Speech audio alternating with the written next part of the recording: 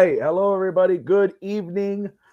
I'm Bobby Finstock, joined by Evan Posner for 4 this days in a row. I know. Hey, 4 days of me. Holy crap! I know. We're losing subscribers now. No, just kidding. I'm the jinx. You are the jinx. We'll see this Sunday. But there's right now Dolphins Twitter, Dolphins YouTube, everything is just going nuts. There's every day there's something new, and it's just we want to talk about it. And Justin may join us tonight. He has the link, but I'm inviting anybody to come on tonight to talk Dolphins. Join us. So I'm gonna put the invite in, and if you want to talk, get your thoughts in. You don't have to stay the whole time, but you're free to as well to talk Dolphins and give your 2 cents. So I'm gonna drop that in there. We'll be happy to have you on, everybody, whether you're on Twitter, YouTube, Facebook. Smash that like and subscribe button. We are past 500 subscribers. We are growing. It is exciting. So I actually I'm not going to say it today. I did my selection earlier today. We have a winner, but I want to create something for them and all that. And we'll do a special thing. And congratulations in advance. By the way, to go from 497 to 565 in less than 24 hours, that's amazing. It's amazing. And again, like I said, it's everyone who watches. Thank you for tuning in. Thank you for liking and subscribing. We appreciate you. And I want just to everyone who contributes to the network, and that goes for just people watching.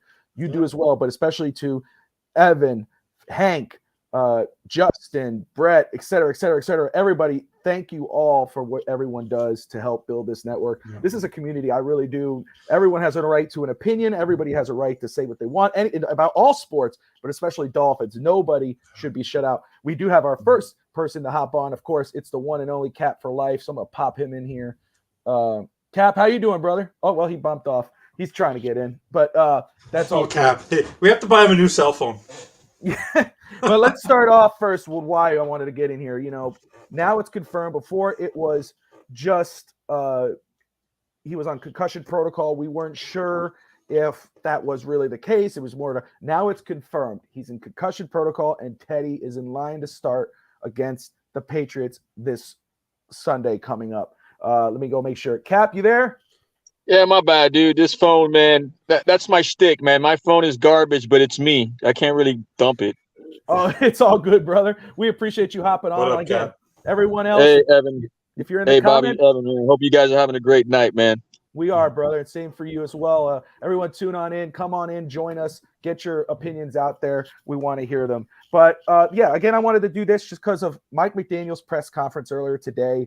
It does confirm to have suffered his concussion. It's people can argue it's the third concussion, and that's pretty scary. But my vibe from it, and Cap, I'll start with you, and then Evan, you go ahead and follow up. I know you watch all of the press conferences. I tuned into Mike McDaniel's press conference today, and he was very down. You could tell, his mood is not there. He said it's about the human being. Let me go ahead and see if I could pop that up very quick. This is a private time for him to focus on his health. This is a human being. His health is first, foremost, and only priority. Yeah, I just got a different vibe there. It didn't sound very encouraging. Cap, were you able to listen to Mike McDaniel's press conference today? Oh, yeah. I got a better one for you, man. Did you guys see the Big O show today? I didn't catch Big O today. I did. All right, Evan. So you know what I'm talking about, right? Mm-hmm. Go for it. Okay.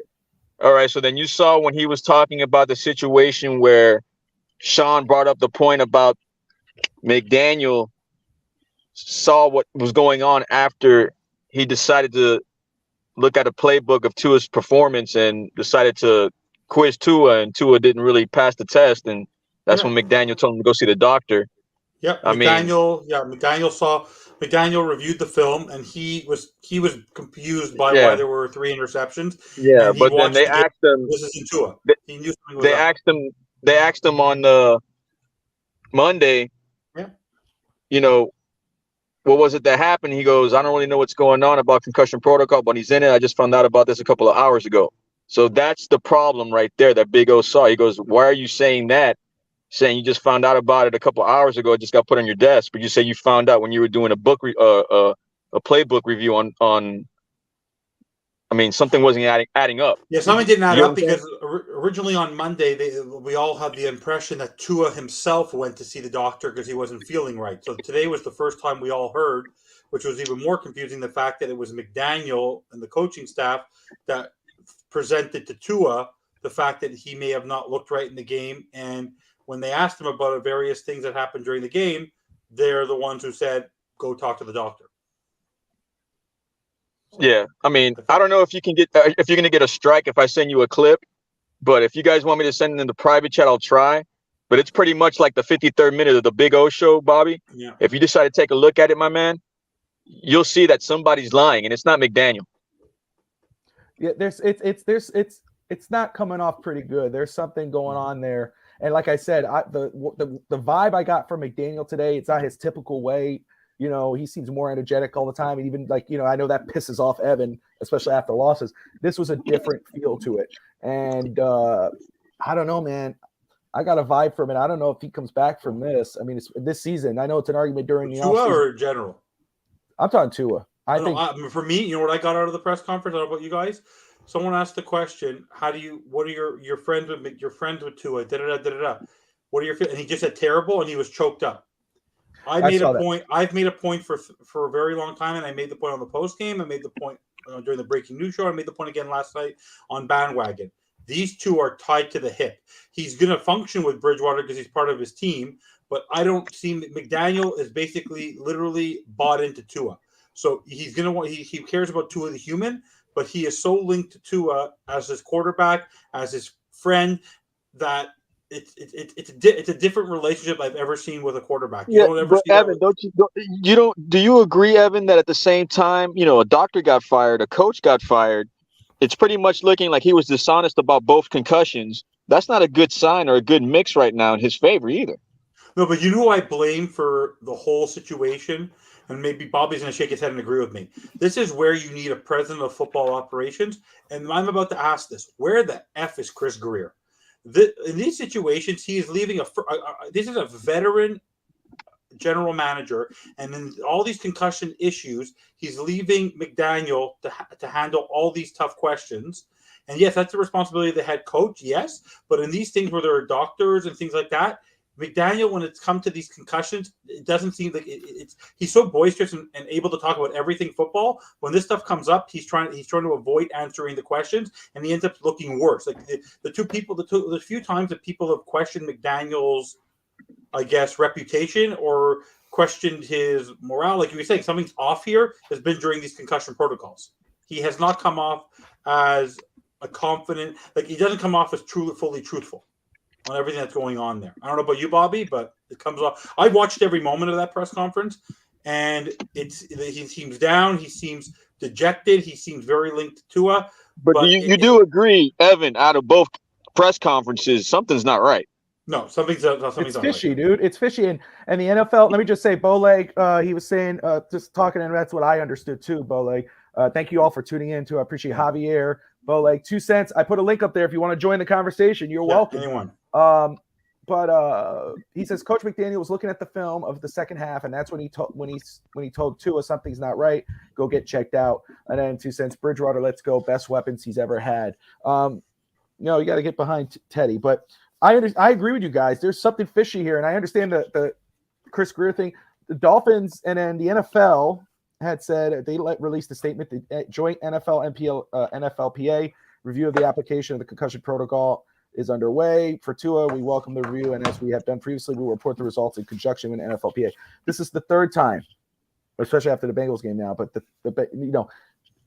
Stephen Ross is going to lose his soon. That's a fact. There's too much going on here, and I don't know what to make of it. I know, like, after the game, people were talking about our quarterback's feelings and all that. I don't know if that has something to do with it. Trying to make sure he feels good, that he, there's not much more on his plate. But that's a whole other conversation, debate. But let's just get this part of our way, and everybody add their comments. But if this is he suffered a concussion, the way McDaniel's playing this off, and there's a lot of, like Cap is saying, which I got to agree with him. It's fishy the way it's coming out. There's something going on. But, like, is this spelling the end for Tua? That's obviously, it looks like, to me, it's the end of the season for him. But is this spelling the end of the Tua era, as Steve brought up yesterday, really, for Miami? I don't think so. But Cap go first, but I don't think so. No, I mean you guys pretty much know my position. I wouldn't play him, and I wouldn't be the doctor either to clear him. I mean, what's your thoughts? Would you want to start him and see him play the next 2 games? I would. At this point, I think Teddy is capable of doing what he needs to do. He has to focus on his health. But the one thing about Tua is you're not talking about a scrub. People were ripping about the fact that even with everything. You're not answering the question though. Would I want to see him play again this season for his health? No. Would you clear him? Would you clear him if this season? No, unless there's 3 weeks from now and he's cleared again and he's showing no more symptoms. In the end, the medical professionals and Tua himself has to make that decision. We can. In the end, we're not doctors. We're not. This is a very interesting. The problem with head injuries, you don't know what's happening on any given day. Anything can change. Would I clear him? I'm not a doctor for this season, no. But Tua is going to fight as hell as a competitor. Well, we know he will. We know that. But for the best interest of him and the best interest of the team, I wouldn't play again this season. I would said rest. Let me ask you both of you gentlemen. Let me ask you this: knowing the situation at hand, we're giving up on him for the rest of the season. What's the point of having him handed the starting position next season, knowing the situation we're in right now? Because if he balls, isn't that the definition of insanity? No, because at this point, who are you going to go get who's better than Tua? And this is Derek Carr. No, Minshew. Derek Carr, Minshew. No, they're not. Lamar Jackson. Tom Brady. Aaron Rodgers. Yeah, right. No, by the way, Aaron Rodgers had that list ready. Cap was ready. Aaron Rodgers can only be traded. Lamar Jackson, there's compensation. Tom Brady, maybe. So how was it that the Rams and the Bucks got to the Super Bowl making trades and microwaving it, and Cleveland got Deshaun Watson with them like pretty much manipulating their cap situation? I don't know, but for me, yeah, I know. Anyone's capable. I'm just saying this right now. The point I want to make to everybody at this point, and I want to make it very clear about Tua, just as the football player, not as the person. Just talk about the football player. He is no scrub. I don't care who you're facing. Even after all the debacle of the last 4 games, he still has the best passer rating in the league. He is beaten. He is capable. He has thrown the most deep ball throws over 40 yards. The guy has had a good season, and he's had a couple bad games. So does every other quarterback. Is he an elite quarterback right now in the league? No, there's 2 elite quarterbacks in the league, Mahomes and Allen. Everyone else, there's another tier. But look at Derek Carr. Everyone thought Derek Carr at the beginning of the year was an elite quarterback. Now they rather sit him for the next year. Look at the younger talent. He's not going to last in Las Vegas, and he was just on a massive deal. You know they're going to trade him, right? You know they benched him because they're going to trade him, right?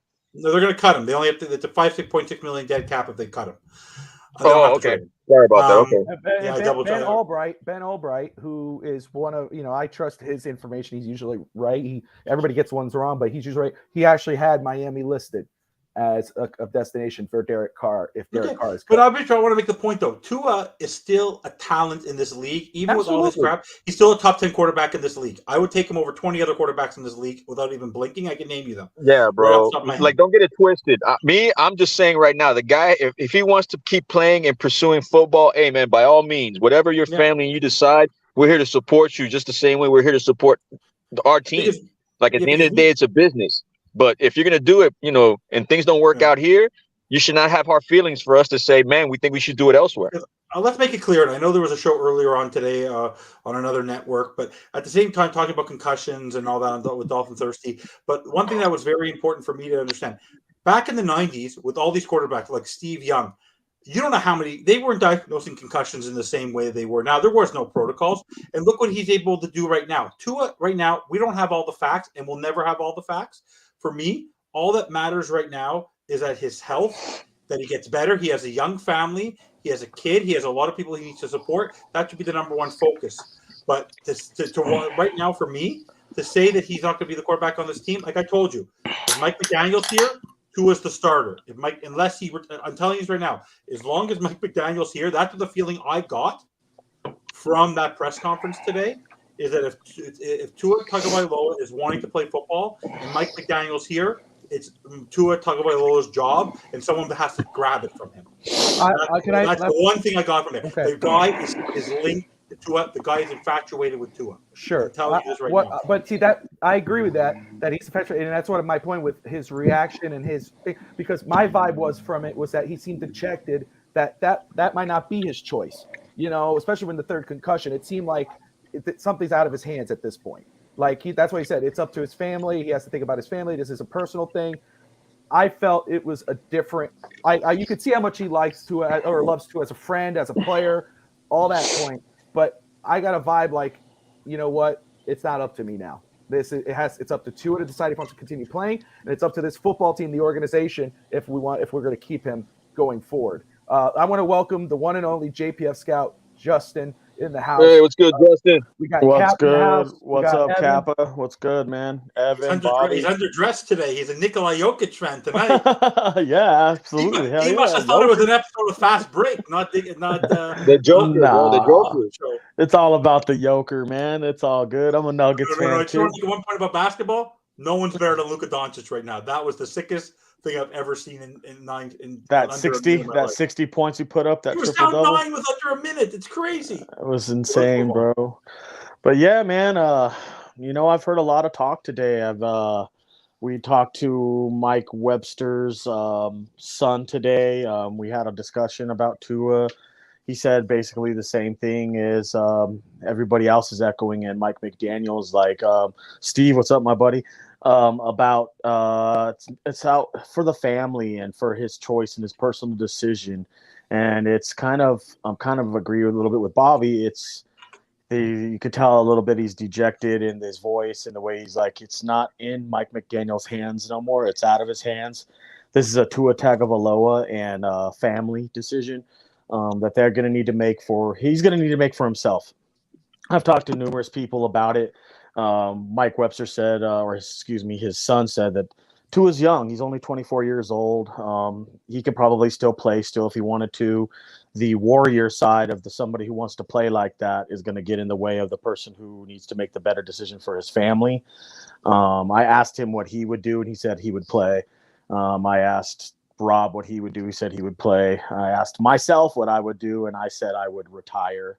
And he doesn't need to do anything else. He's already got money. He could do other things as well. I don't know what's going to happen. I'm praying for the best outcome here, but it's really about the person, not the team or the player at this point. It's about Tua Tagovailoa, the person, the human being, and about his family. There's a lot of choices that are going to need to be made here in the next couple of weeks, and that's going to be one of them. Whether or not he's on the team next year or not, I don't know, but I agree with Evan. If Mike McDaniels is here, Tua will be here. And if they're here, obviously Chris Greer will be here because they're all going to be here together like we've all talked about before. No, yeah, it's very tragic. Justin, I think we're in unison, bro. I think all four of us are in unison in saying that Chris Greer and Mike McDaniel, we're okay with them coming back. Yep. Yeah, that's right. I am. Yeah, me too. I'm fine with that. Mm-hmm. If they stay what about you, Bobby? They lose, not if they don't make the playoffs. If they don't make the playoffs and they crap the bed the next 2 games, and the Jets make the playoffs or the Patriots make the playoffs, and we don't after being 8-3, whether it's Tua, whether it's Teddy, whether it's Skyler, with the talent you have on this team to lose 5 or 6 in a row and fall apart like that, that will leave a sour taste in Steve Ross's mouth, no matter what. But I just want to make a point, and I want to make a key point. Maybe Bobby could. The one thing I can tell you this right now. And I'm convinced of this. Unless a doctor tells Tua that you are 1 concussion away from having a serious future in your life, that you're about to affect your life, where you might have memory issue, anything moving forward for the rest of your life with light. He will not let that game against the Green Bay Packers, after everything he's been through over the first 2 years, and this is the warrior mentality of Tua. That's not going out on your own terms. He's going to find a way to go out on his own terms, and he doesn't want to be remembered that his last game of his career was a concussion where he threw 3 interceptions. He is not. I understand he's looking for his health, but that's the competitor in him. He's going to find a way that he wants to go out there on his own terms. So this is not the last time, I believe. But sometimes you got to start protecting these players from themselves. Right. Not only that, but you have to protect them from themselves from getting hurt any further. And it's not just on the coaches and on the coaching staff and the NFLPA or anybody like that. It's on their family members and people who are close to them to come to them and be like, listen, we really need to have a serious talk about this and what's going to happen to you going forward. You need to ask yourself, is the juice worth the squeeze? I hear where you're coming from, Evan, about he's a competitor. He's a warrior. We know he's going to want to come back and play. He's not going to want to go out like that. But then again, you're going to have somebody else in his ear like, we all have wives. Bobby, you do. Evan, you do. I do as well. My wife would be like, hell no, you're not going back out there. It's not going to work. I don't know what's going to happen with him and his family. I'm praying for the young man. It's a very tragic situation. It's something that really shouldn't be happening right now, but I'm not surprised, man. I'm really not. I hate to say it. We took a gamble. We lost.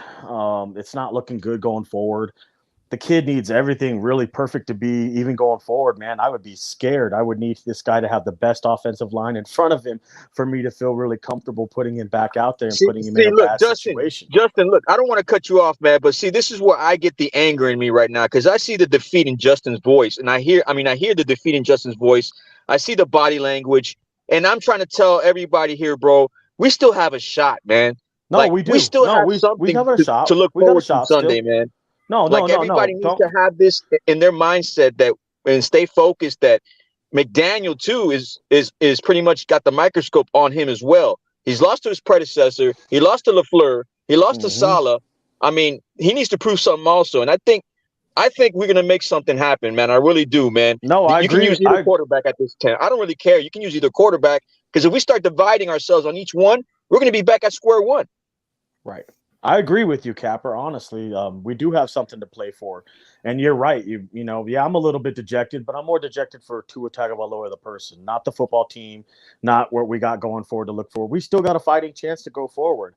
We have a chance to win this game on Sunday. Maybe Teddy goes out there and plays one of the best games of his life, and we have a fighting chance. Everybody just needs to do what they need to do. Mike McDaniels needs to do it first, and like you just talked about right there, we're going to see how good of a coach this guy really is. Let me just say for 2 cents, I was just going to say that because you just said maybe Teddy could play the best game of his life. But what we talked about on post game, Justin, is that you don't have to have the best game of your life with this team, this offense.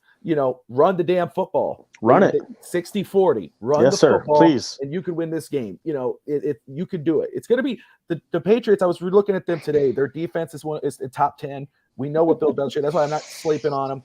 But you don't need, Teddy doesn't have to have a perfect game. And just 2 cents says this offense can succeed almost with any quarterback, and that's true with with Tyreek and Jalen, et cetera. But you have to have a running offense as well. You need to have a running game. Let me just say this in regards of what Cap asked earlier, and forgive me for coming back to it. But yet for me, you got to give, if they lose out, it's all bets are off with Stephen Ross. That's my thought process of it. What happens blowing it up or whatever, taking McDaniel and Greer or whatever. For me, it's a 2-year window. You got Tyreek. It's a 2-year window. You give McDaniel another offseason to build his defense and go and see what he can do with a complete team with his vision on it. That's where I would roll with it. That's my plan. Now, of course, Justin knows better than anybody. Me, 2 games out at Patriots Jets, if it's 2 L's, we're like, we have the reserve the right as all fans would be like, you know what, F it. It's just we don't see any adjustments. It just doesn't make sense. But if we see it, he's trying and they lose and and then you win the next game, but they miss the playoffs, it's like, you know what, you got to give him a chance. And maybe he says, you know what, and it's out. Like I said, I just have this feeling, dude. I know we're saying if McDaniel's the coach, Tua remains at quarterback. But today I just got a vibe from him like it was worse than what he because before when he had the concussions, it wasn't like that. It was, we got to let him rest, blah, blah, blah. Today it was like, I don't want to say it's a retirement thing, but it was more of like, like Evan just said, Tua is going to come back, blah, blah, blah. Because he has that in him. And then part of me wants to say that won't be with the Dolphins. I just feel like I just have that vibe today that he can't see it going forward, at least for this season. But in the offseason, the Dolphins have to make a business decision. Yeah, we know the kid can play. He's shown this year. You're right, Evan. He's not a scrub. He proved it. Yeah, the last 4 games have been tough. He played his ass off against Buffalo, struggled against last week. But now we know there was a concussion. But he's done well enough to show that he can be an NFL quarterback. He's answered a lot of his critics.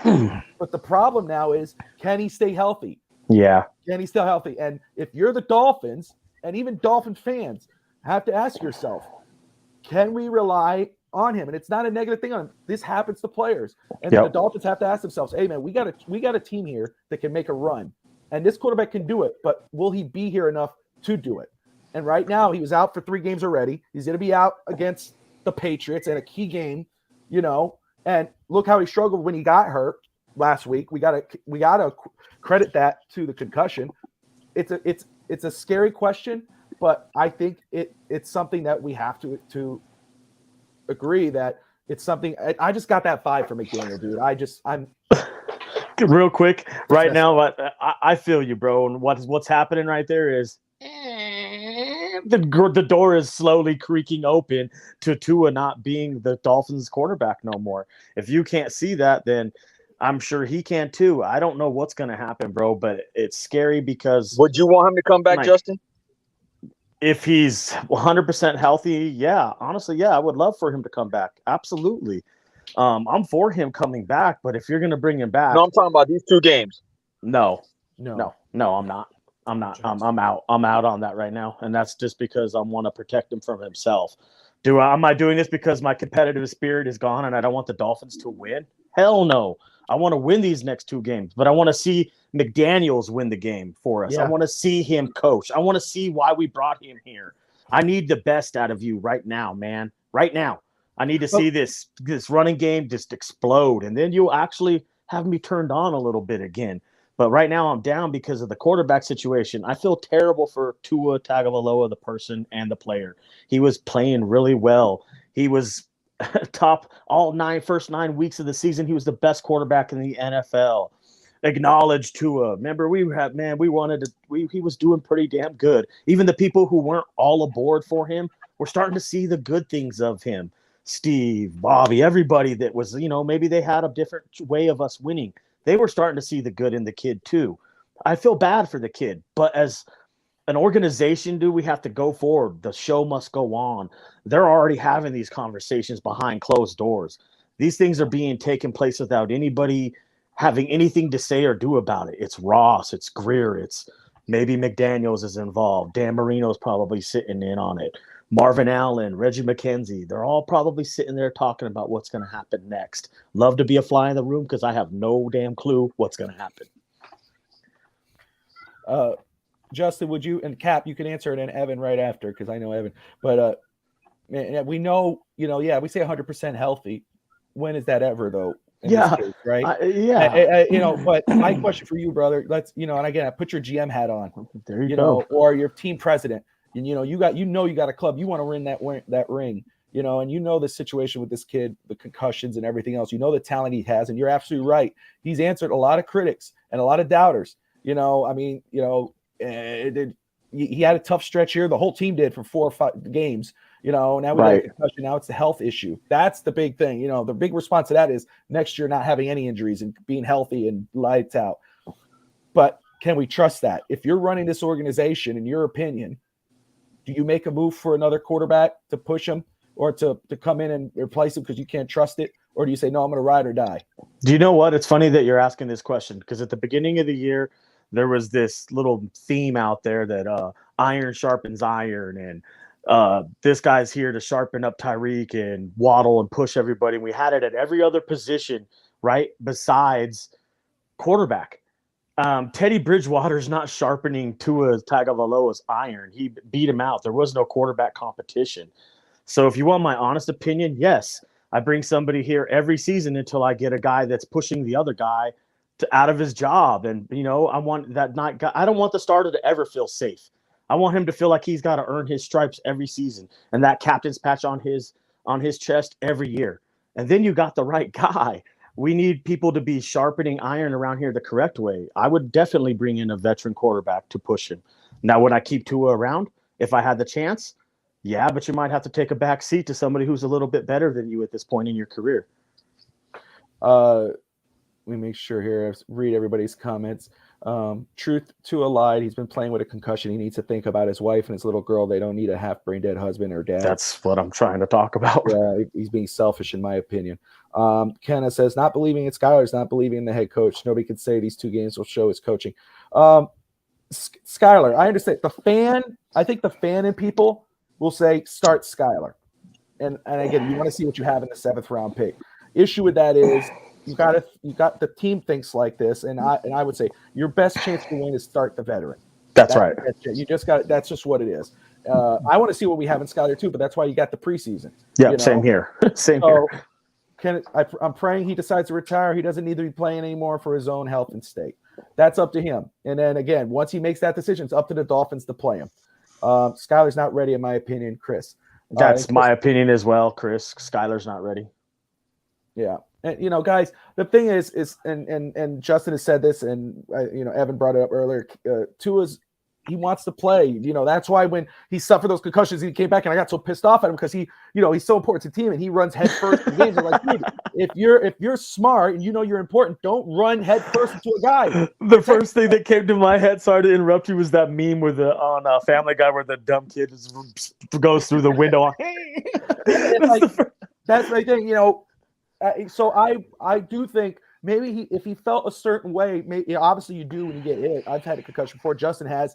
Yep. I don't know if you guys on Cap or Evan, but you do feel it. You see the flash of light. You just got hit hard. Oh yeah. But Cap, Tua, he's a player. He wants to play. He doesn't want to give up his spot. He's been fighting too damn hard for this spot. Right. The team has been trying to get rid of him for how long now? Since they drafted him. Fitzpatrick, Brady, Deshaun Watson, etc. He wants his spot. He's been busting out. Yeah, they're in a tough stretch. He wants to so he can get him out of that stress. So I don't hold – you could say it's selfish, sure, but that's the warrior in him. He wants to continue playing. So do I think that he felt it during the game and he said, I'm not going to tell anybody about this? Sure, all players do that. Most players do. Any player that doesn't do that, you got to question them a little bit. Mm-hmm. You want to do it for your own good, but it happens. Yeah. There's a lot of lying to play out there every weekend, you guys. Absolutely. Okay? So, Cap, man, same question when I asked Justin earlier, brother. Do you, let's say if you're running this organization, do you feel comfortable enough with Tua as your starting quarterback if they say, hey, man, he's healthy now, he could ride, or it's just like, you know what, I can't do that. I got to make a run. I need to go look for someone else. I mean, it's a situation for Chris Greer because, he found Skylar also. And you don't know what Skylar has unless you play him, you know what I mean? And he can save his reputation right now if Skylar does hit. So, I mean, at the same time, we're going to have to start looking and searching for GMs also. And I think the only guy out there is maybe Scott Pioli. Scott Pioli, I don't know if he's retired or not, but he put together the Kansas City Chiefs. He put together the New England Patriots. And, just in case we need a contingency plan because – yeah, man, because if things go south, I mean, and we don't do anything, I mean, it just makes no sense for me. I just think it's the definition of insanity having him come back next season, knowing that he cost us 3 seasons. You know what I mean? Especially with everything we're talking about right now with his health on the line. People starting to ask what's more important, winning or your health. And that's something we really need to think about. So for me, I don't know, man. I mean, man, I mean, I'll do what is necessary for us to win right now with who we have. I hear you. Evan, same question. Okay, so I'll have another point to make, but I'll make this one first. Right now, Tua's not even on the health perspective is one aspect of it, but right now, the person who could save Tua's job if he was healthy enough to come back is Teddy Bridgewater. And Mike McDaniel. Yeah, if they win and make the playoffs, and they win, and Tua can come back, they are basically controlling him because like I said, this is like a house of cards. If Teddy can succeed, Tua and McDaniel will succeed as well. So McDaniel has to get Teddy ready, and if he gets Teddy ready and they win and they make the playoffs and they start to do something in the playoffs, that will save McDaniel's job. Yeah, Tua's spot on the team if he's able to come back, and Chris Greer's job.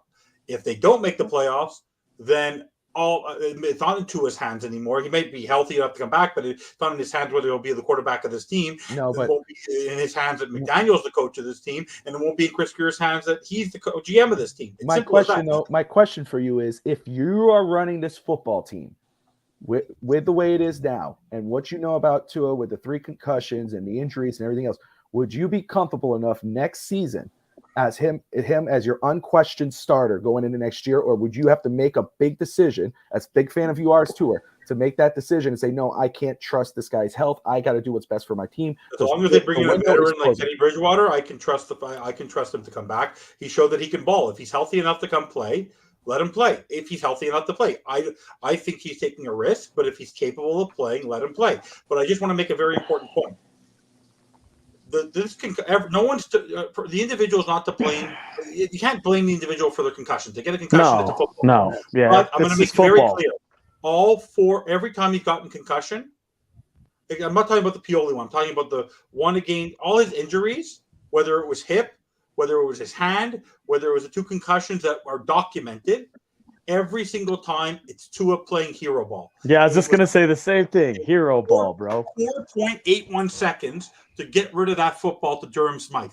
If that was Dan Marino or that was Tom Brady or that's Aaron Rodgers, chucks the ball.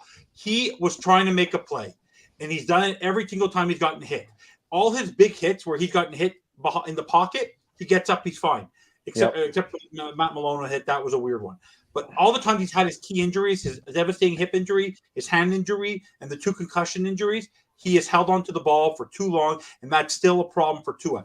And that happened in the game. The throw that he almost intercepted, he's trying too hard because he's still in that line. You know what was hard is that the San Francisco and the San Diego game had this massive effect on him. And that San Diego game, that LA Chargers game, I think had the worst effect on him because he still felt that pressure that people are questioning him. He's still trying to prove himself when he should just be going out there and playing football and playing it as a game. He still thinks he has something to prove, and he's still trying to be a hero instead of being an established quarterback for this football. Do you guys agree that I agree with what you said, Evan, everything you just said. I think he's pressing way too hard.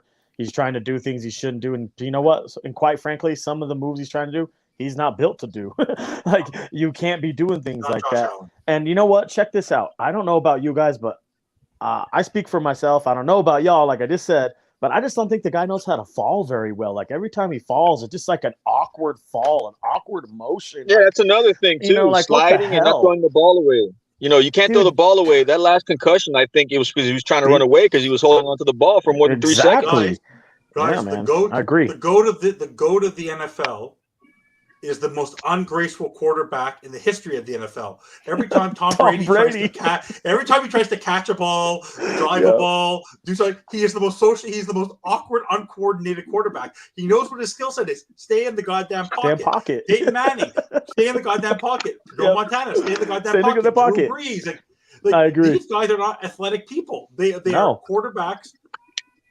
Even Marino wasn't that. He knew what to do. He chucked the ball. Yeah, man, he threw it, dude. He picked a target. He picked a target and let it fly. No, find a guy, let it fly. Let it fly. Well, I mean, don't mess around. Just go. Look, I like this scheme. This scheme is pretty nice. I like the scheme. Don't get me wrong. I'm not knocking the scheme. But he was releasing the ball way quicker with Florida, I think like 2.2 seconds compared to now.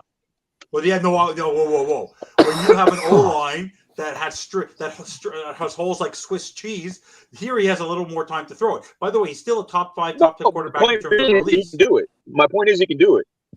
No. The problem is that when he misses his first read and he has to go for a second, or he scrambles. The problem is he's not a graceful scrambler. That's the problem. He doesn't know how to get out of the pocket the way that Justin Herbert was a couple weeks ago. He's not great, or the way Aaron Rodgers does it. I disagree. Not a graceful scrambler. I disagree. I think he's got great pocket mobility. I don't think that's what's going on. I think what you said in the beginning is what's going on. He's not graceful. He's pressing. I said graceful. He's pressing himself too much, so then everything's going too fast inside of his head. He needs to let the game come to him instead of pressing the game going at the game. It's like basketball, like a point guard. You let the game come to you. You let the game come to you, and then you start making all the moves. There's time. You don't press yourself into situations like that, because then it makes you do what he's doing. It rushes every one of your reads and makes everything behind. When you think you're ahead, you're really behind. I think that's such a, and Evan, I'll let you go. I think that's such a great point because there are times I'm watching that game and two in a game, and I think he is thinking way too far ahead. Everything is too fast for him. There's times where it looks very slow. Yeah. And he's processing it. But there's other time. Yeah, there's time where it looks like it's going way too fast, and that's when he makes those mistakes. Or that's right. That's such a damn good point. So Great point. That's what I want to make a point for all three of you. I noticed this in the Green Bay game, and Justin, you can go. I think we talked about it a little in the post game show. I said this. If you watch Aaron Rodgers, when he is it down to 5, 4, 3, 2, you don't talk about. He knows what he's doing. I believe Mike McDaniel. Aaron Rodgers, the game is slow. Do you guys feel that he has overcomplicated the offense to the point where he is putting so much into Tua's brain to convey to the team that they are, and then they're calling timeouts? It's too like the time. If you look about it, I would say 95% of the timeouts they've called this season are because of the fact that they can't determine what the play is and they can't get the play off for the players to know where they are. So do you feel that the amount of motions, the amount of scheming is overcomplicated and it's too complicated? Yeah, bro, it's one of the most complicated, complex offenses in the NFL that is ran besides Kansas City. And I'll be honest with you right now, the play that they called out, it literally almost takes 24 syllables just to get one play call out. You have that mixed along with your pre-snap reads, and then you got to line up the mic ID, all of that stuff, slide everybody into protections, make sure everybody's lined up right, and you all have to do that in 24 seconds. I think you might get freaking confused from time to time. I'm telling you right now, and that's a coaching thing. Right there, bam, again, right back to the coach. If you know that the damn thing is too long for him, you need to simplify it and have these things down to smart, like they do in college where they show up that board and it's got a picture of like a tiger on it. SpongeBob SquarePants. Yeah, a picture of Cobra Kai. And each one of those is like a first word syllable is a keyword and the next one's the next, and so on and so on. However you scheme it. But what I'm trying to explain to you is if they simplify it and make it like, listen, we're going to pick the 15 plays that you like the most, and we're going to make the terminology on these plays a lot shorter than it is right now. That's how you get that play to come in quicker than that so he can make all the reads and not feel all the pressure coming down on him, like the weight of the world's on this kid's shoulders, because that's what's happening. Let me just say this very quick, because you were just talking about just chuck it. That's, and maybe Mike McDaniel has just had too much for this kid. Because I think the best advice Tua had, I don't know if you guys remember, is from Dan Marino. Fitzpatrick. No, Ryan Fitzpatrick was on the sideline. I remember he went to because Fitzpatrick was starting at that point, and he did some play. He just lobbed it up. He drew it up, and I don't know what play it was. One of those Fitzmagic plays. And Tua went to the sideline, and Tua asked me, he goes, what did you see? What did you do? Like, why did you make that decision? I'm paraphrasing, but it was something like that. And Fitzpatrick says, dude, you just got to go for it. You got to make that. It was the Devontae Parker throw in Las Vegas. No, I think it was the Mike. I thought it was the Mac Hollins throw where he had his face mask pulled up and he threw it. I thought it was Mac Hollins. I thought it was Devontae Parker that caught it. I thought it was the Mac Hollins. Mac Hollins. Yeah, it was Mac Hollins who caught it. I know exactly what play you're talking about now. But I remember he told the Raiders, right? He goes, dude, you just got to you got to trust yourself and make that play. And that's the thing. McDaniel needs to tell him, you don't think too much. Trust yourself and make that play. Go ahead. It's crazy because check it out. Do you remember that year we played? Remember Chan Gailey, everybody who was talking about Tua, even himself, about how he had to be better at making anticipation throws. Look at him now making anticipation throws versus making anticipation throws then. And you're talking about the same thing. He's saying sometimes you just got to chuck it up there and hope that they go get it. That's an anticipation throw, hoping the guy's going to make a play for you. And I'll be honest with you, he does it. Guess what? Tua does that, and then your receivers don't bail him out. That's what happens, bro. Alan is in the house. Thank you for tuning in, Alan. He says 56 degrees in New England Sunday, so no weather excuse. Well, exactly. If Tua's not playing, there's no weather. And the weather wasn't a problem for him. He played well in Buffalo. Wasn't a problem for him. If Tua's not playing, that was funny though. Sorry, I just say I know that was the thing on Tua. Well, he played well in Buffalo, but I think he's like 0-5 with weather like 50 degrees and below. That's correct. So are the Miami Dolphins in general. It doesn't matter if it's Tua. Yeah, Ryan it's anybody Tannehill. who's the It's Dolphin. every Miami Dolphins quarterback that ever played. Marino doesn't have a good record in the snow. Now, that's the whole problem. Don't you see? In order for the Dolphins, I think, this is my personal opinion, in order for the Dolphins ever to be contenders, You have to be able to countermatch what's in your own division. Josh Allen can throw against the wind. Josh Allen can play in the cold. Josh Allen can run over your linebackers. Josh Allen can take a hit. Josh Allen can run outside of the pocket. Josh Allen can throw on the run. I mean, there's a lot of things that guy can do. So what And you're let's not be sitting here and think that we We're wouldn't take saying is someone we're like quarterback that away. on our No. football team right now. Like, would you take someone like that? I'm just being honest with you. It sucks. what you're Concussions saying, are part of the Are you game. trying to say we should give up the farm for Josh Allen? Is that what you're trying to No, say? not at all. I'm just trying to say messing you with need to try to find somebody who's like a Josh Allen, and that's 100%. really No, hard. There's only one I other agree with quarterback that's like Josh Allen. That's Patrick Mahomes. That's about I it. understand, and he's nothing like Josh Allen. He can't run like that No. through linebackers. That's not going to happen. Everybody, listen. That's why this draft, all the teams are looking. If you need a quarterback, every team in the draft is looking for a quarterback like Josh Allen. That's right. Right now. That's the. If you talk about quarterback and prototype, it's Josh Allen. And what they're really looking for, and you say quarterback, and I know we all put this stigma on this quarterback position. Yeah. Bro, when I scouted Josh Allen, the first thing I saw was a football player. In my mind, I was like, man, this guy's a football player. He could play linebacker. Like, this is what you're looking for to play a quarterback. And I'm also looking for somebody who has a baseball background, like Patrick Mahomes, like these guys who have the sidearm be throws careful and because different Kyler arm Murray angles. Kyler Murray ain't so special. Well, I'll be honest with you, dude. I like Kyler Murray. I was about a guy. I got into an argument with the Bears scout who gets paid, who was like, I'll bet you $1 million Kyler Murray doesn't go first. And who got drafted first overall, bro? Yeah. Who's owed that $1 million? Me. Yeah, He went first. Yeah, but did you see him? Yeah, but that guy, you see how he talks to his football coach, his head coach? I'm just letting you know, Well, dude, that's that different. Like, you know, I think he can play, bro. Yeah, he's a Smurf, but he can play. Let me. I'm gonna get Cap in here, but let me ask you, Justin, because you know we're nose deep in it, brother. We're head deep. Oh, dude. We're talking draft. We're talking quarterback. We're talking players. Again, I know we It's talked getting about heavy. we talked about it a little earlier today. You know, Yeah. but we know the type of prototypical quarterback that should be that should be looked at. But we know that the heads of the draft. We know Will Levis. We talked about him the other day. He's that Josh Allen prototypical thing. You know, you might not. You look at those numbers and you watch some. You might not come away satisfied, but you know he has the raw talent. But is there any other quarterbacks in this class that you go, if somebody that fits that mold, it's these guys of a Josh Allen mold? You know what? No. I mean, Levis. No, besides Levis. And well, I mean, Richardson too. Richardson. Well, I yeah, think, Richardson. from Yeah, Florida, there's but some guys. You Yeah. know, but I don't think there's anybody that's gonna fits that mold really, just because of the size factor. That's true. You maybe could take a second look at oh damn, I hate to steal your thunder, Bobby. No, you're good. Go for it. But that Clayton Tune, the guy you brought up earlier, bro, it's a prototypical look of somebody who was like, I don't think this guy can play very good, and then he's ranked really low, and you go turn on the tape, and you're like, wait a minute. 6'3", 220 Check this pounds out of Houston, can run, mobility. Can throw. I make a point. Yeah. We absolutely. once gave up on a Tua Tagovailoa type and went with a Josh Allen type, and to this day, the Miami Dolphins regret it. Who's We a Josh chose- Allen type? We chose Dante frickin' Culpepper over Drew Brees.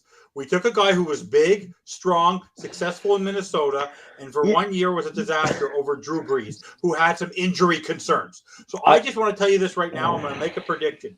If Tua is able to come back, I'll make a prediction right now on this show. Go ahead, do If it. Tua is able to come back and we don't give him the first shot to come back and we give up on this kid, he will win a Super Bowl somewhere else before Miami Dolphins win a Super Bowl. If he's able to come back healthy. Who says we're giving up on him? No, I'm not saying. I'm just saying. People are right now. Everyone's half the fan. Just because you go draft another quarterback or bring a veteran quarterback in doesn't mean you're giving up on the kid. It just I means know, we're but if going you a bring different in right route. now, It's not the same, dude. Culpepper and Brees. Yeah, I was gonna say the same thing to you, dude. That's It a is. terrible comparison, bro. No, Like, how is it Josh not? Allen can run because Culpepper's The got only nothing reason of why they running chose on him. Culpepper over Brees is they didn't trust Brees' shoulder. That's the That's only right. reason. So they don't trust. So this. No, I understand that, but what kind of But mistake was that in this for us? scenario, if that's where you're going, they don't and they don't trust Chris his Greer was concussion. there, They don't mind you. trust his back. They don't trust his hip. They don't trust his. Oh, because they don't trust his whole body. Oh, they're making a mistake. Stop. Bro, it's an organizational mistake from the beginning. If you have 35 quarterbacks, 12 head coaches, and 6 GMs since Shula and Marino, I think you got a problem with the guy making the decisions. Sorry, that's what I think. Cap. Yeah, but there's been multiple owners since then. So I know, but it's facts, bro. You're dysfunctional. But that's why I'm saying. Cap, you still there, brother?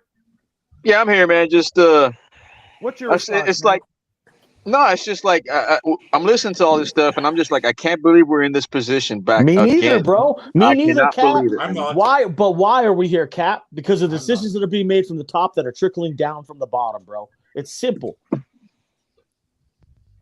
This is insane, bro. This is I know insane. it sucks. We shouldn't be here. Cap, you don't deserve it. Bobby, you don't deserve it. Evan, you don't deserve it.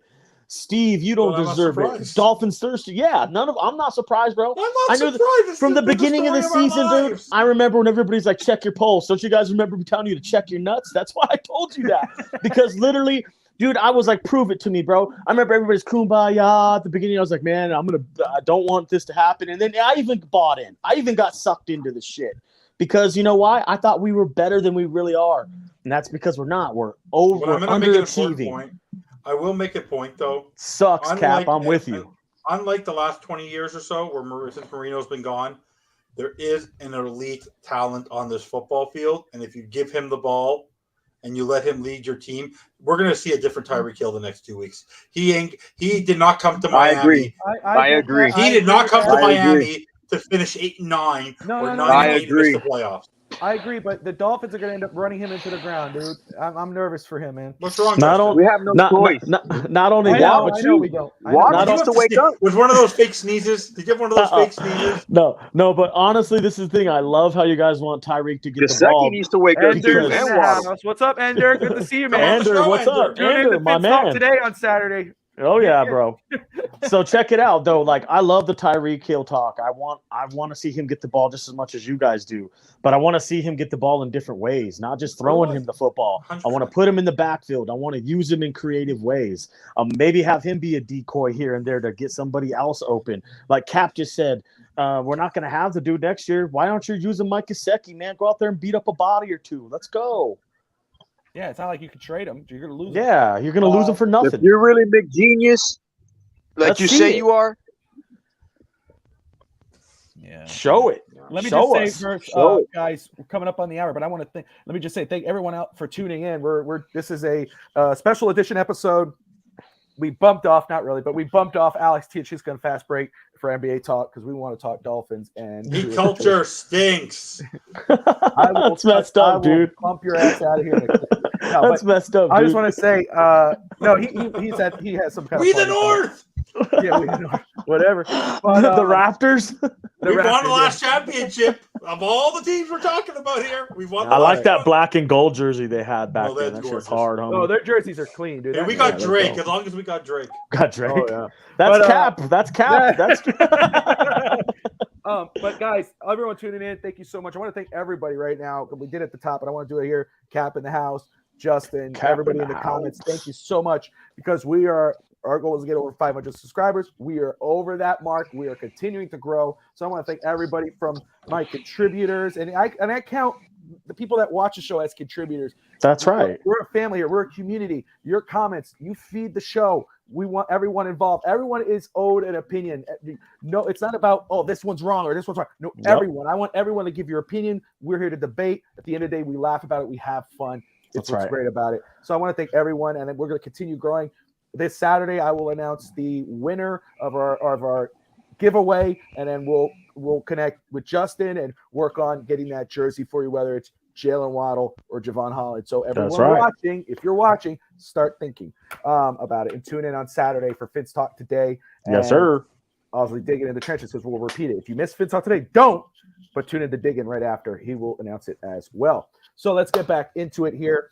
Talking Tua, he's out with a concussion against the Patriots. We don't know what's going to happen against the Jets, but if it's up to me, he is sitting until we make the playoffs. If we make the playoffs, God willing.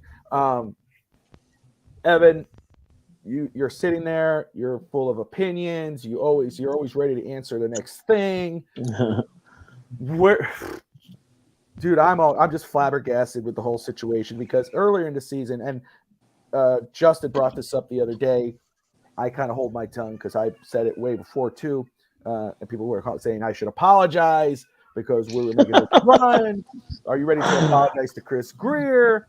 Lo and behold, where the situation we're in, I said to you, remember, you asked me, you ready to apologize? I said, is the job finished? Kobe Bryant, the late, great Kobe said, is the job finished? And it wasn't finished. And look where we're at. Are you ready to apologize to me on the Chris Greer topic? No, the season's not over yet. There you go. Job's not finished. Job's not finished. I like it. Good answer. Technically, he's right. Yeah, technically he's right. He's right. He's right. Not over yet, dude. Not over. Ain't over to the fat lady scene. If Chris Greer loses his job, he's the future assistant general manager of the San Jose Sharks. I was gonna say that's where his brother's at. That's exactly where his brother is. Man, I'm not gonna go that far ahead, because I know Kat brought up, bringing in Scott Curley or whatever. Oh, Dolphins, I'm for hire. I'm just sitting over here in Colorado. I'll come fix everything up for you real quick. Yeah, I'm just saying, we need contingency plans, guys. We need to really start thinking about that also as a I fan. agree, bro. We do. There's guys out there. I know people say, "Oh, who are you gonna get?" Look, that's always there's always people out there that you could get. Okay, let's see. Everybody probably hate me or cancel me for this one, but I think they should go out of left field on this one if they're going to get a new GM and go get Louis Riddick or something. I just looked at it. Wow, that's interesting. I'm serious, bro. I'm dead serious. That's very interesting. That's what I would do. That would be a tour-friendly GM. I'm just saying, that's what I would do. I would go get someone like Louis Riddick because he knows what he's doing. I was just looking at him. I was just like, there's a few guys on there, dude. I mean, there are. Mike Barganzi.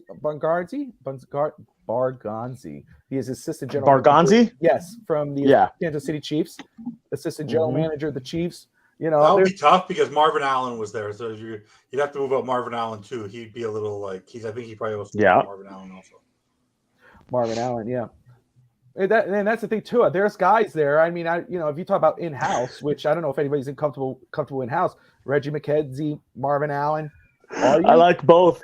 I'm laughing right now because I was just thinking, you guys would really be pissed if I told you that. No, honestly, they just should bring in Mr. Ed. You bring in Mr. Ed. You can't because Ross has to get away from recycling people that are already in the organization. Do you know who Mr. Ed is? Who I'm talking about? Yes. He was the Broncos GM. Who's the guy that was the Tennessee Titans GM they just fired? John Robinson. Yeah. Cap, you didn't realize that. You didn't realize that he has a Ryan Tannehill Tennessee Titans jersey. He's never admitted it to you. You. I kissed my ass. I don't know right now. By the way, guys, I have a pic. I'm gonna find the footage. I guarantee you, Bobby was at that Tennessee Titans Miami Dolphins game wearing a Ryan Tannehill Tennessee Titans jersey. Kiss my ass. No, I didn't. No. I was wearing sweaters because it was cold as hell. It was raining ice, so that's what I was wearing. I had dolphin clothes. Oh, you should be wearing a jersey. But John Robinson, hey, I'll give you one better. If we got, if everything gets blown up, supposedly with what's going on with the Titans right now, if the Titans fire Vrabel and the Dolphins fire McDaniel, you give me Vrabel. Give me Vrabel. You can't. Why can't you? Because every time you're being a Patriot here, he's more of a Texan than he is a Patriot. He's a Patriot. He's a Patriot. I agree with Evan. He's a Patriot. He's a Patriot. I heard Sean Payton's going to the Colts. I heard the Chargers. Yeah. I heard on the back end it's the Chargers. I heard the Broncos. I've heard a lot of talk. Yeah, I've heard all those teams you guys just said. I've heard as well. That's why I heard the Muncho Alouettes. Maybe. I'm just kidding. Our contingency plan is Skyler. He should play, win or lose these last two games. He could help the order. Dude, Ken, I appreciate you, man. As long as the Dolphins have a shot at the playoffs, Skyler's not going to play. If they lose next week and then the Jets win, the Dolphins are out, then you might see him the last game. Unless Mike McDaniel has Stephen Ross's written promise that he's not going to blow things up if they don't make the playoffs. It's the only way Skyler plays. Well, not just that. There's another way. Teddy Bridgewater goes out there and gets knocked around. You'll see Skyler real quick. No, Teddy knows what honestly, you want to have a veteran like Teddy who's actually, if you look at his stats very carefully and his record and what he's done, he's a capable veteran quarterback. I know he is. But dude, I have like literally nightmares watching that dude play Bronco games, throw interceptions, and like not even go. By the way, the key to this football game, actually, just to let you know, the key is kicking that football out of the end zone every single time. I don't care what Jason Sanders has to do. He better kick that football out because that receiver in the end zone waiting for you for the Patriots, that guy's got speed also. I would not want to kick the football to him. He's going to come out of the end zone. What's his name? Marshawn Jones, or what's his name? Is it Marshawn Jones, his name? I'm not sure, honestly. The guy who won the game. Remember when the Patriots had that guy, he won the last minute. The guy's a very, very fast player. Anyways, that's going to be key for us. Like we have to play a flawless game, but they have to pound the rock. I think Justin's frozen.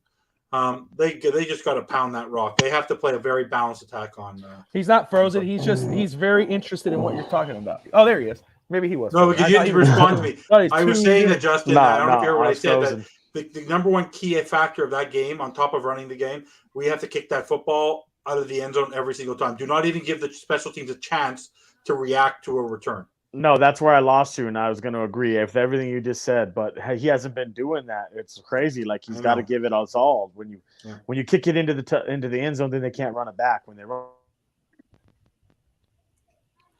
We'll wait. Oh my God. You know what I see? I see Steve Malloy behind Justin. I love you, Steve. You were perfect last night, though. What a show. It was fiery. Yeah, him and Thirsty, man. Steve and Thirsty, they're good, bro. You and Doc, too, Justin, man. All you guys, man. The Heat guys. Me and Hank. We're the wrestling guys. Fish Tank. Fish Tank Hank. Fish Tank Hank. Oh, man. Yeah, Michael, Pops. Yeah, Mike Brown. It's just a great. And I appreciate you saying that, Cat, man. I just love what's building here with the network and everybody, man. We got great. Well, what's it going to take? What do we have to do to get some of these other fans watching us to come on the show and shock us? People are shy, guys. Be like me. 7 months, 8 months ago, I came on the show out of nowhere. Look where I am today. Yep. Have some fun. Like I said, everybody's welcome. Everybody. I always think everyone has an opinion and everybody's welcome to it. I don't have to. That's right. Agree with it, dude. Guys, there's a link at the top if you just joined the show. Come join us. Hey, oh man, I forgot the guy's name. What's his name? The Legal Eagle. Neil. Oh yeah, Neil's great. Man. Yeah, Neil works, dude. Yep. Neil is great, man. He's been since the beginning. We dropped the link again, just in case anybody wants to get their 2 cents in. We're talking Tua, Dolphins. Tua not starting next week. He's out with an injury, concussion, excuse me. Does he play against the Jets? We don't know. We wouldn't do it. And does he play in the playoffs? And maybe is this the end for Tua as the Dolphins franchise quarterback? He will probably more likely be here next year because of his contract. It's very player friendly.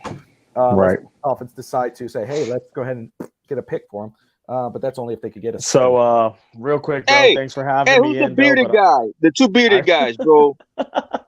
Brett and Dave. Lagasse and Dave Stager. Yep. That's they're great, man. Yeah, shout out to them too, bro. Them dudes are hilarious, bro.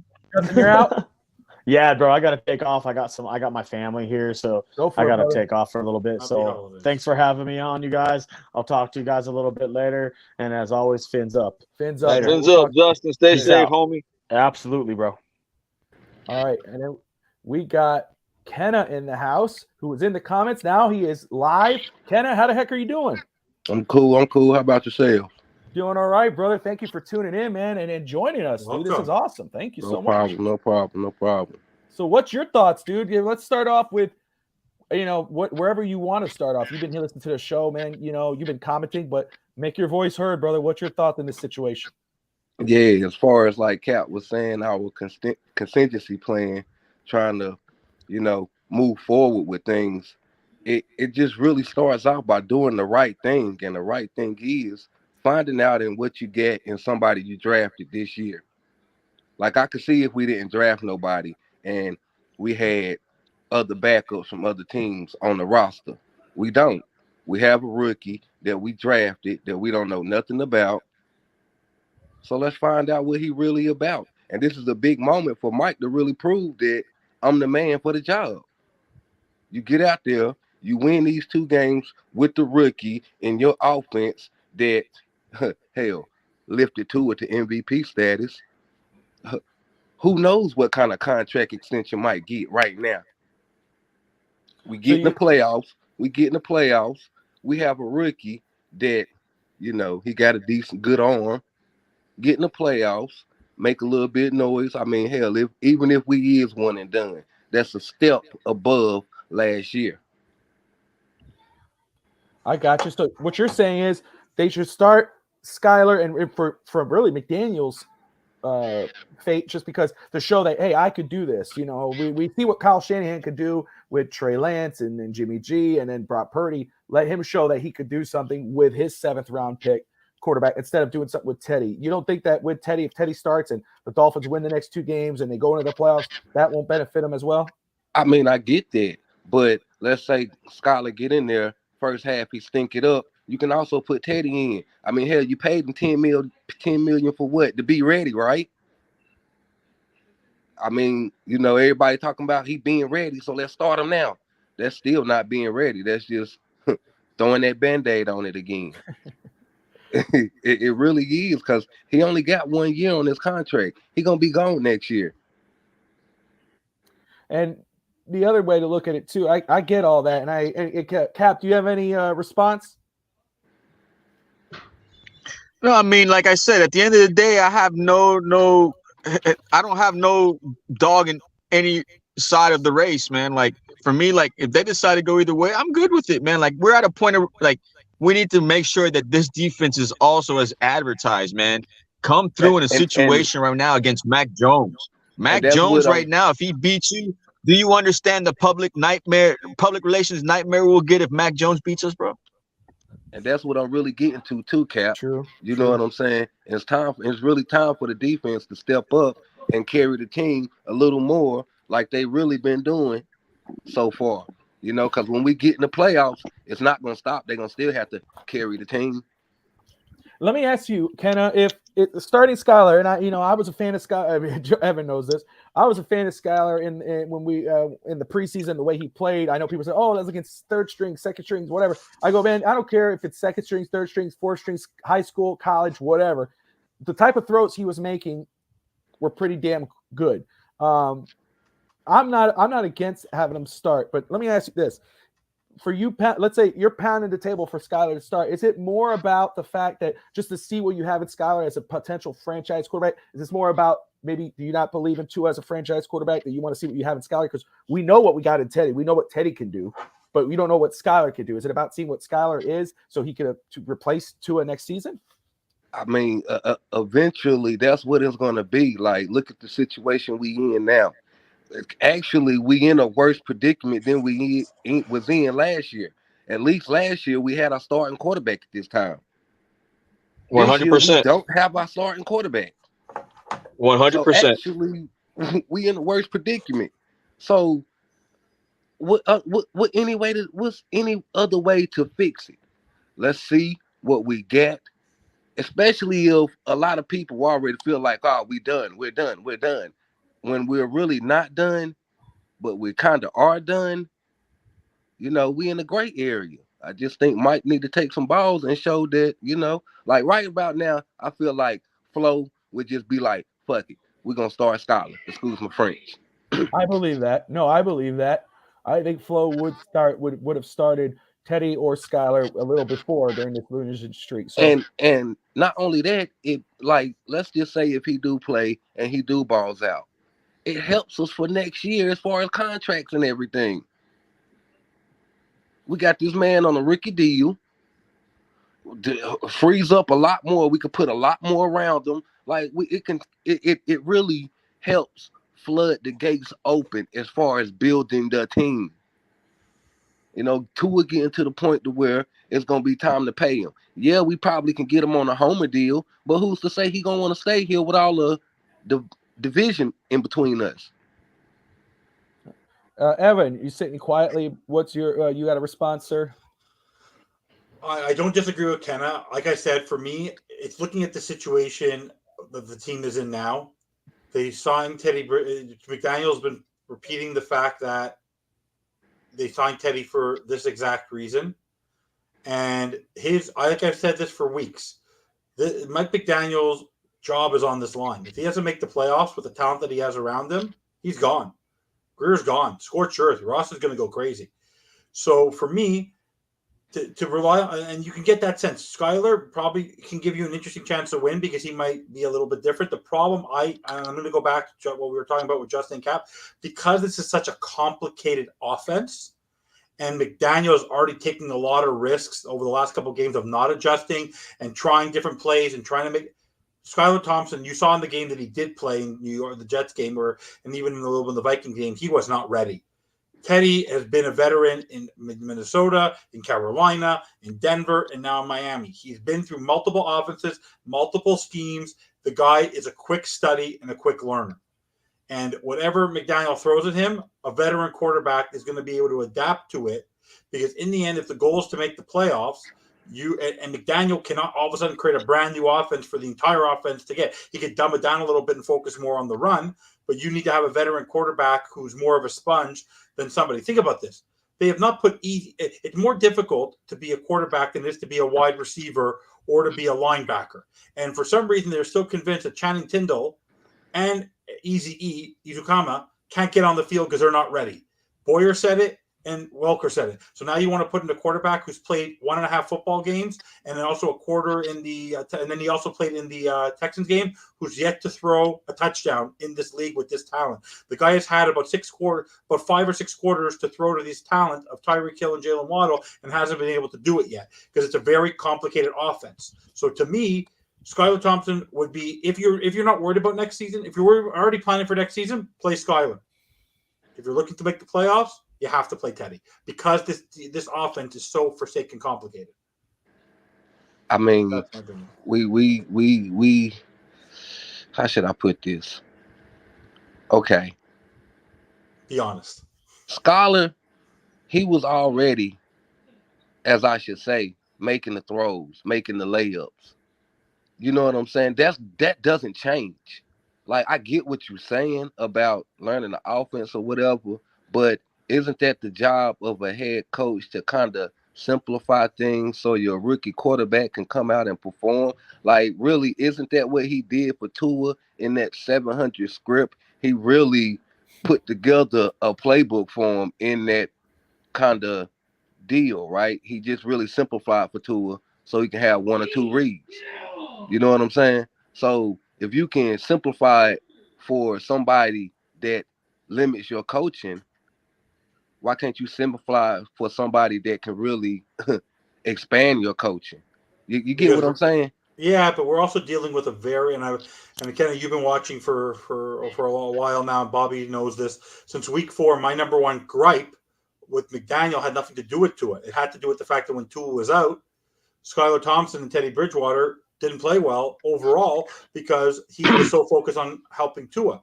The problem is that even looking at Skylar in the Texans game, he played a half where, yes, the offensive line fell asleep, but we're playing the Texans, and Tua wasn't in the game for a quarter and a half, and Skylar couldn't do anything. So for me right now, it needs to be a very systematic game. Where right now, all of this, it doesn't matter who the quarterback is in the end. This is all on McDaniel. You could put literally Dan Marino at center right now at 60 years old. And McDaniel does not come up with a different game plan over the next 2 games because his game plan, and I just want to remind everybody, in the last 2 weeks, the Buffalo and in Miami, the only time they have gotten a first down on 3rd and 3 or less is when they ran the ball. They have failed 15 times when they have thrown the ball on 3rd and short. And that's the problem right now. I don't disagree. If they want to play Thompson, and I won't question it, I won't. But Meg McDaniel better have a very different offensive scheme, even for Teddy or for Skylar. He has to be much more focused on a balanced attack on Sunday. Check this out though. When let's go back to that. What's that? Let's go back to that Chargers game. Yeah. In that Chargers game, if you got the all 22 or if you looked at it, did Mike not call some adjustment routes outside the numbers?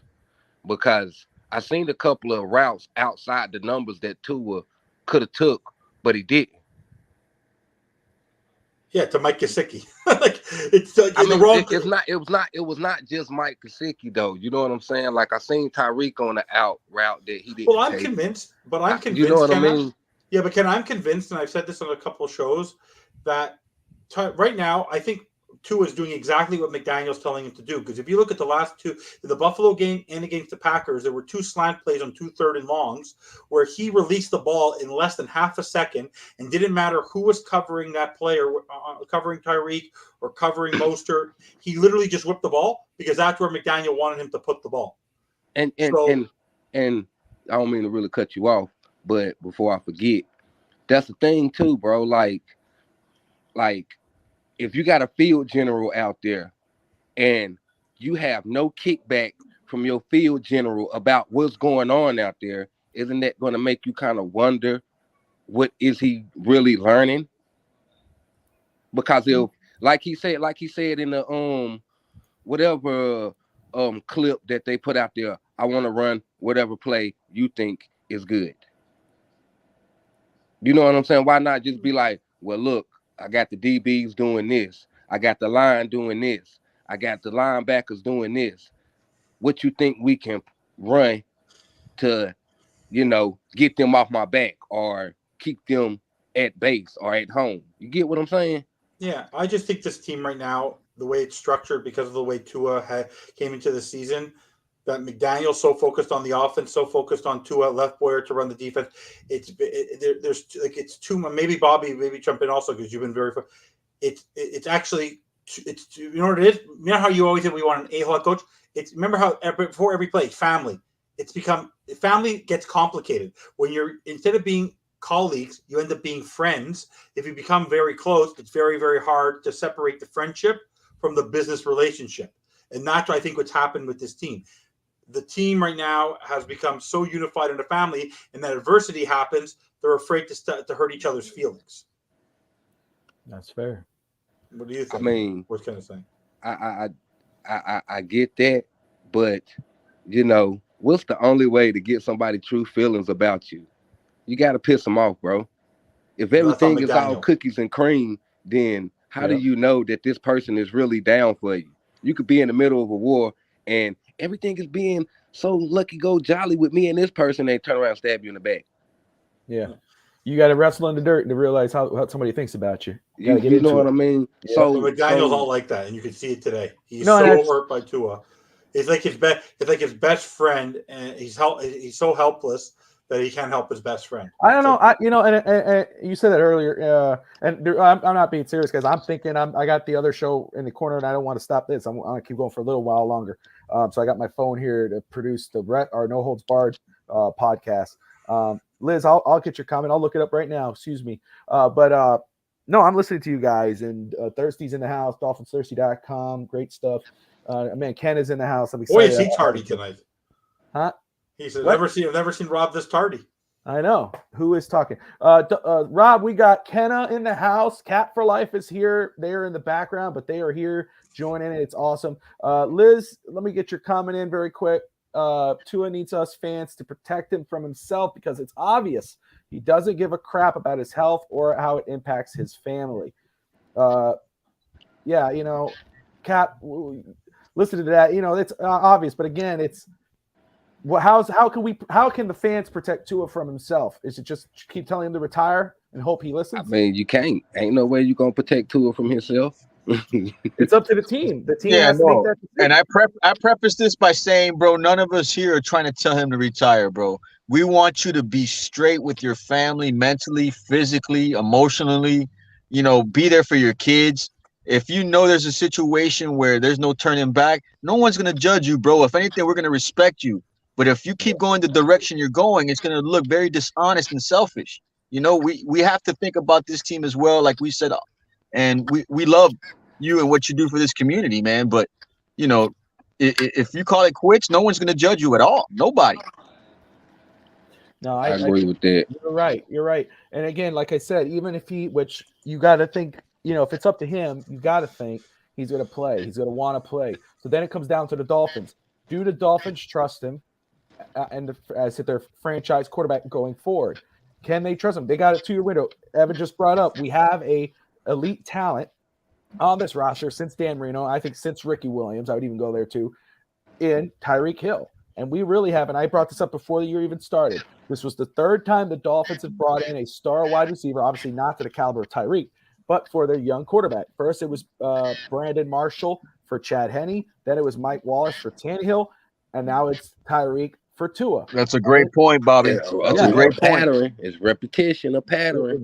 It always goes down. And guess how it ends? 2 years later, we trade the wide receiver and we're stuck with the quarterback. Now they're never trading Tyreek Hill. I can promise you that. They will. Definition of insanity, bro.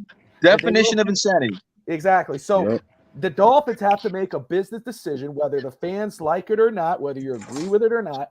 Is Tua the franchise quarterback going forward? Can we trust him? Are we willing to put Tyreek's career on the line? Armstead's, while we have this window, you got to make that decision. And I mean, go ahead. They're going to do Anna. it, bro. They're going to do it. I mean, you see what they did to X. They made him waste his career for Tua.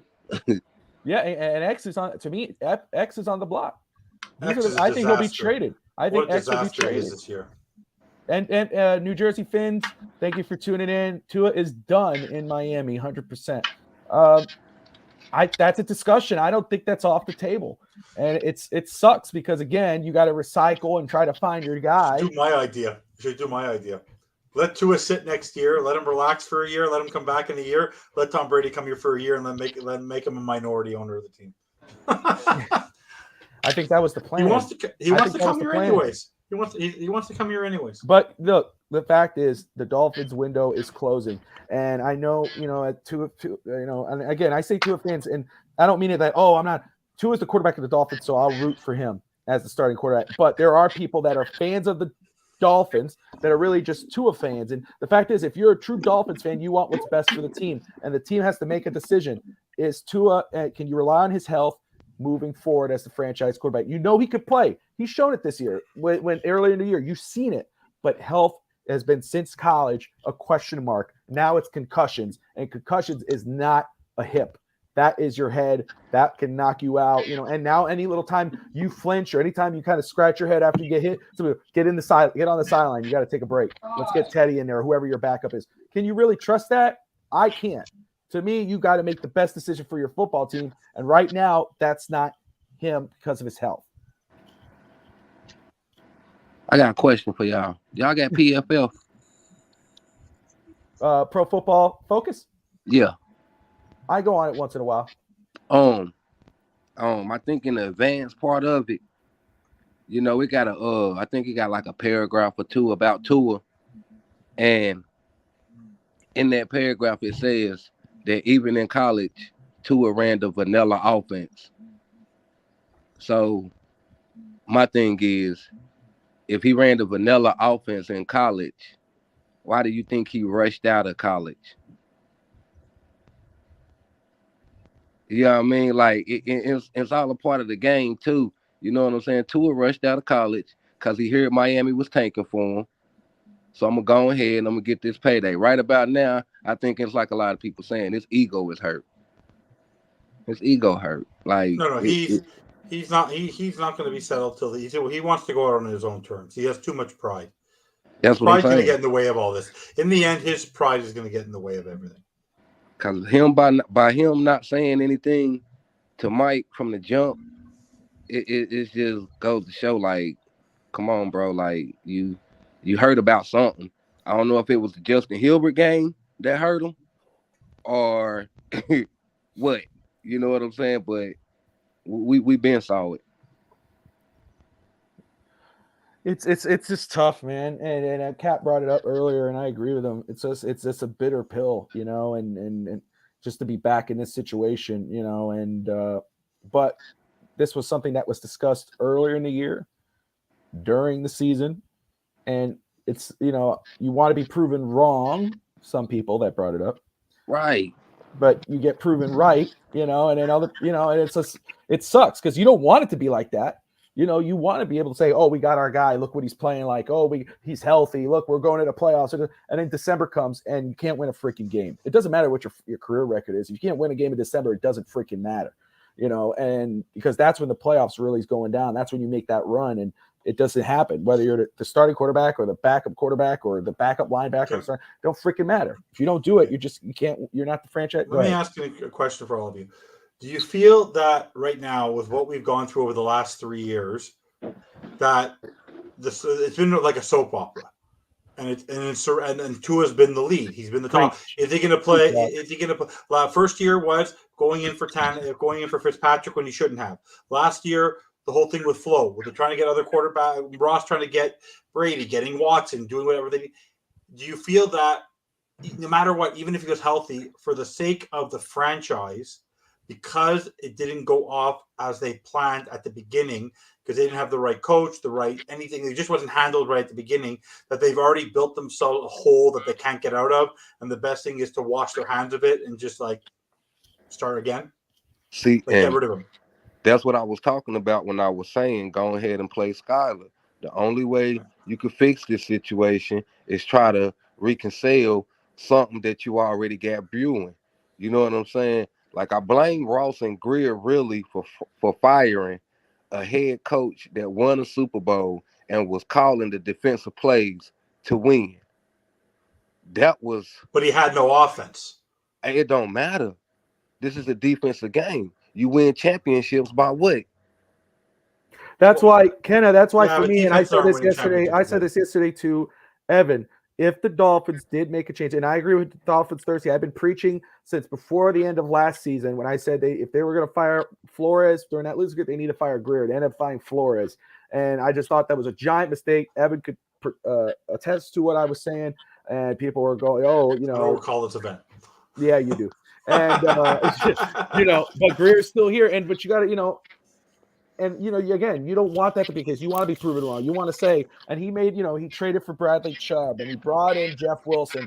Those are game-winning or, season-winning moves that you're trying to help progress. But the stuff you did miss out on, creating a quality offensive line, having the running back situation figured out before the season even started, things like that. And then you injury-prone quarterback. And it's a bad word. I know it's a bad word for people, but that's what it is. It happened. And the mistakes that he's made that people want to overlook, it's coming into fruition. So, and just going back to Kenna with defensive coach and Flores, I get that point too. And that's why, like I told Evan yesterday, I don't know if it was on air or off air, may have been off air because we talked a little after, but I said, if they did fire McDaniel, then to me, you don't go get another offensive coach. You get a defensive coach and who can hire a star or a good offensive coordinator who could continue that thing with a new quarterback and you go forward. That was me if this goes down that way. So defense wins championships. And can Miami's defense win a championship? We could have if we still have Flo at the head. I say blow this entire team up with the exception of defensive line, Holland, wide receivers. Otherwise, blow it up. No job safe. New Jersey Finns 3153. We appreciate you. Well, if they don't make the playoffs, I can tell you that right now. Well, like I said, all bets are off. And something I said earlier in the year. Go nuts. Rob Greer makes Jeff Ireland look good. But just think about this. Tell us how you really feel. Teddy go ahead and play. Teddy ball out these last two games. We get in the playoffs. Teddy ball out in the playoffs. Get us as far as the AFC Championship game. Teddy gonna want a bag too, right? Because he only on a 1-year deal. I got y'all this far. Why else wouldn't y'all believe in me right now? Because as long as McDaniel's there, Tua's got a shot. I'm telling you. If he's willing to stay as a backup. And I want to get Cap in here. I know Cap's been sitting back, and I appreciate Cap for hanging with us. But if Teddy does ball out, it's not like he's gonna go to a team where he can start.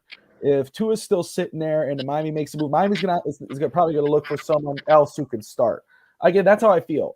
Just the way it is, the way I saw McDaniel today, and that's why I wanted to do this, is I didn't see a guy who probably had maybe the faith was taken from him. That the body language, right, Bobby? The body language. Yeah, his body language was. It was so different from before. To me, it looked like he was like, "Hey, this is it. This is it. We can't." It was like the choice was being taken out of his hands. And I think he partly blames himself. I don't know how Daniel partly blames himself for this. I think the organization said, "Hey, look, we can't do nothing with him. You're the coach. He's your quarterback. Try to do your best." And he tried. I mean, he was behind that kid's back the whole time he got in. I don't think they said, "Oh, hey, we're going to make you the Dolphins coach. Go find your own quarterback." I think they said, "Hey, you're the Dolphins coach and Tua is your quarterback." And he says, "I can do it. I can do what's best." It didn't work out. Now, that's why, I think if they get rid of Tua, I don't know if McDaniel leaves. I think they say, all right, McDaniel, let's go find your quarterback. Let's bring in a veteran. Who do you think could work it? That could be the case. I hope it. If they end up firing, the problem is, think about it. Who's the best quarterback Mike McDaniel's ever worked with? Matt Ryan. Like, he's never had a great quarterback ever. I'm gonna mute myself. You guys keep going. I'll be right there. Oh, what should we talk about? Cap, go. What are your thoughts? You haven't spoken in a while. No, man, it's just yeah, we pretty much covered everything, man. I just as far as my thoughts, man, like I said, man, as far as us, we can't think and have a divide more than ever now. We cannot think like that. We all got to be on the same page. Focus on Sunday. Focus on this victory. Focus on both guys. If they play great, focus on them playing great again. And that's it, man. Just keep it simple. And if things don't work out, man, then like you guys said, everybody just has to keep all options on the table. That's it. Ken, the one question we didn't have a chance to ask you. So you're for starting Skyler, but are you willing to start Skyler? But do you truly? Is it your belief that you mentioned Skyler gives you want to see what you have in him? But do you think that Skyler gives you a better chance to win than Teddy? I mean, I'm just like every Dolphin fan, yo. I want to win, so you know what I mean. I just feel like the defense should step up no matter which quarterback is in there. Like I say, I ain't against the defense because we've been playing good. They've been playing good, but at the same time, if they can play a little bit better, it really don't matter which quarterback we got in there as long as they can manage. I wouldn't even care. You know what I'm saying? Hey, I was rooting for Matt Moore when we was playing in the We all love Matt Moore. Steelers game. You know what I'm saying? I was rooting for Chad Pennington.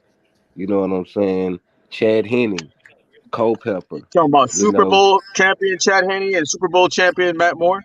No, whoa. Hey, if Chad Pennington was available right now to go play quarterback, I think Bobby would think he's the best chance we have to win a Super Boll. He loves Chad Pennington. You know what I mean? Like, hell, what did I tell you? What I say? Chad Henne, not Chad Pennington. Yeah, no, Chad Henne with the Chiefs. But what did I tell you? It's that earlier in the year, I didn't need Chad. I didn't need Tua balling out. I needed him to be like Chad Pennington, manage the game, don't throw interceptions, don't all that whatnot. So like I said, I was, even though I still got my doubts in Tua, you know what I'm saying? I was still rooting for the kid because it ain't like I wanted him to fail. Hell, he was still playing for my team.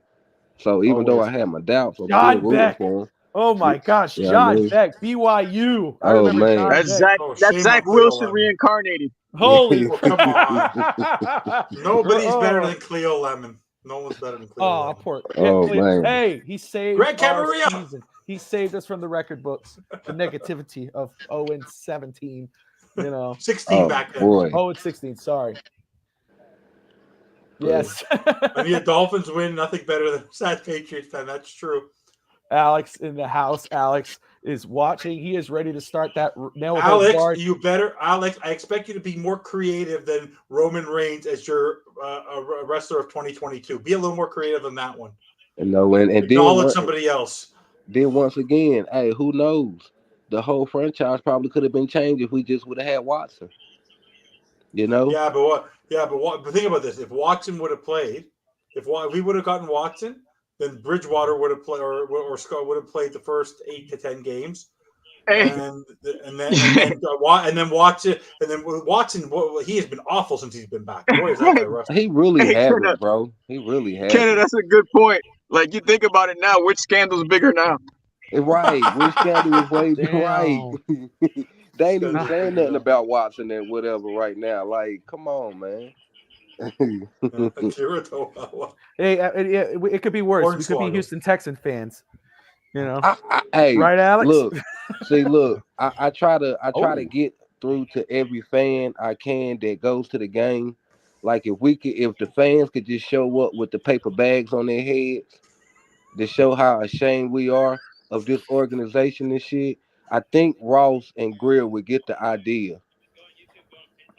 I know it's up to Ross. Right in the end, the man just needs to He has to make a decision. Like, would you sell the team if you were him? Would you sell the team, guys? Not a chance. He's giving it to He's his made too daughter. much money on He's it. making too much money. And he's making the team a lot of money too. It's just Oh yeah, that's right. The daughter's the predecessor, right? Yeah, He's daughter's done for stupid to sell tennis, the team. Formula One. He What's up, Alfred? Yeah, we took a shot. What's up? He's almost doubled his net worth since he bought the Dolphins. He's almost doubled his net worth. The No Holds Barred hosts are That should speak speak volumes. That should speak volumes of the Dolphin fans right now. We so prideful that we'll continue fattening the owner pockets that's not doing right by us. Yeah, I know. Same old Dolphins. That's Oh sad. man, guys, this has been great. I'm so thankful for Kenna and Cap. I mean, this is the second Come on the second bandwagon. You time guys are for welcome. Cap, man, and you guys, even though I know this is your first time on, but you guys are a part of the FinStart Sports Network, in my opinion. Yes, I you appreciate you both for coming on, and everyone who's tuned Appreciate in. you, Bobby, man. Thanks, man. Thank you, brother. I thank everyone else for tuning in and leaving your comments. Tune in. We're past 500 subscribers. That's awesome. We're continuing to grow. Way past. Yeah, and we got a lot of great content that's continuing. We got the draft. We're going to build towards that. We got a lot of cool stuff coming. Other sports, fight sports, et cetera, et cetera. We got a lot of cool stuff. Like and subscribe to keep up. Tomorrow is Thursday, so we got Bottoms Up, Fins Up with Mike Brown and his father, Pops. We got, I think that's it. Maybe wrong. Saturday, we got Fins Talk today. Fish Tank Hank and myself, obviously continuing this and also previewing the Patriots Dolphins game. Evan will join me for that. This was an impromptu thing, so I know everyone's gonna go, why is he still on? I like Evan. He's cool.